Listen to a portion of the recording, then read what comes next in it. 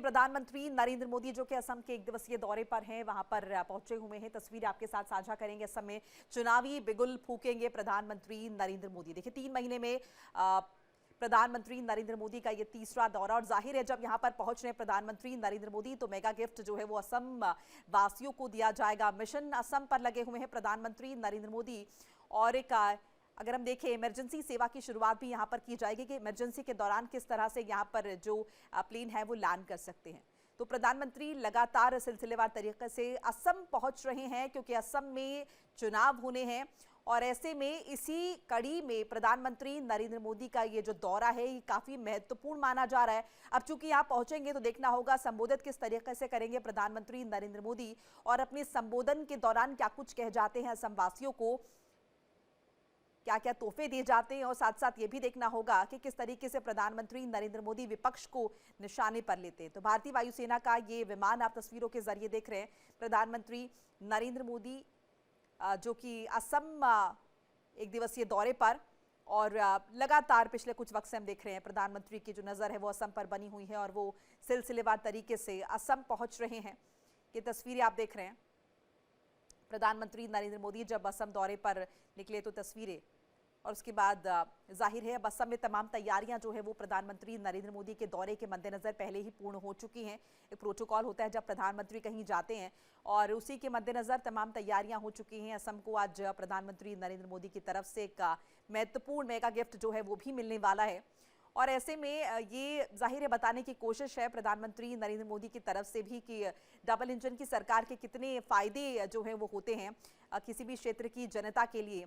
और ऐसे में अगर एक बार फिर से यहाँ पर इतिहास दोहराया जाता है तो क्या कुछ जो है वो असम वासियों को जो है यहाँ पर देखने को मिलेगा, या फिर किन चीज़ों का फायदा मिलेगा।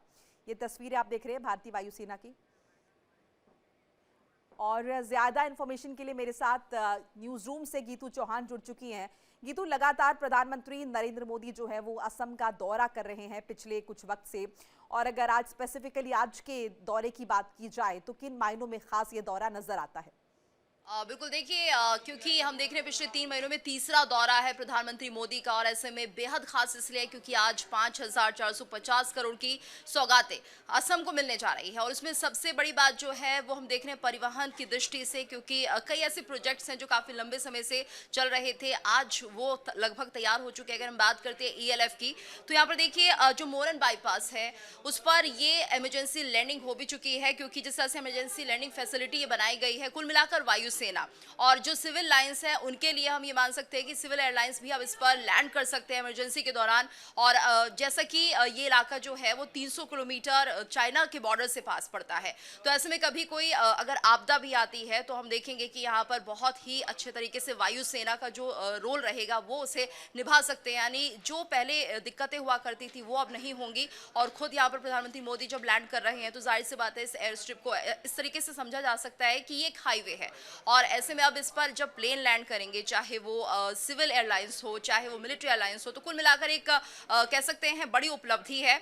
और इसके अलावा हम देखेंगे कि आज तकरीबन 225 बसेस का भी उद्घाटन प्रधानमंत्री मोदी करेंगे। इसके अलावा अगर हम बात करते हैं गुवाहाटी पर बन रहे पुल की, तो पुल का भी आज शिलान्यास उद्घाटन होना है। तो कुल मिलाकर ये माना जाए कि जिस तरह से परिवहन को गति देते हुए ये प्रोजेक्ट्स हैं जो कि असम में शुरू किए गए हैं, और ऐसे में जो बड़ी इस वक्त उपलब्धि है वो कुल मिलाकर यही है, ये एयर स्ट्रिप, जिसे कि हम कह सकते हैं कि यहाँ पर हाईवे के तौर पर तो इस्तेमाल होगी ही, लेकिन विमानों के लिए भी जिस तरह से इस एयर स्ट्रिप का इस्तेमाल किया जाएगा अपने आप में बहुत बड़ी उपलब्धि है।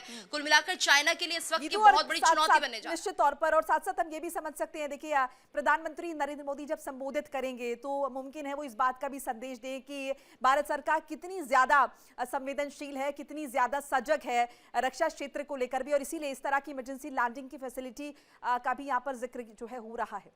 बिल्कुल, और ये कह सकते हैं कि हम अपने जो बॉर्डर्स हैं उन्हें और भी ज़्यादा उनकी सिक्योरिटी को सुनिश्चित करना चाहते हैं। किसी भी हालत में, किसी भी ऐसी परिस्थिति में जब ऐसा लगे कि हम पूरी तरह से सिक्योरिटी नहीं दे पा रहे हैं, तो उसी के लिए एक विकल्प के तौर पर इसे तैयार किया गया है। यानी जो हमारे हाईवेज है पूरी तरह से तैयार है, जहाँ पर हम विमानों को भी उड़ा सकते हैं, उनका टेक ऑफ भी कर सकते हैं। और ये उन हालातों के लिए बहुत ज़रूरी हो जाता है जब आपदा जैसे हालातों का सामना करना पड़ता है, जब बॉर्डर की जो सुरक्षा है वो सुनिश्चित करनी होती है, कोई बाहरी दुश्मन एक्टिव होता हुआ दिखाई देता है। तो उस वक्त हम देखेंगे कि एक बड़ी जो कामयाबी है, उपलब्धि है, ये देश के लिए है कि सुरक्षा के मद्देनजर भी अगर इस तरह से एयर स्ट्रिप तैयार की जाए तो हम देखेंगे लगभग सभी जगह, सभी हाईवेज पर ये संभव हो पाएगा कि किसी भी तरीके से ये जो कनेक्टिविटी है इसे बढ़ावा तो दिया ही जा रहा है, लेकिन इसके साथ साथ जो सुरक्षा है देश की वो भी सुनिश्चित की जा रही है। निश्चित तौर पर बहुत बहुत शुक्रिया गीतू चौहान आपका तमाम बातचीत जानकारी साझा करने के लिए। देखिए इंडिया डेली 24/7 अब आपकी स्मार्ट टीवी पर।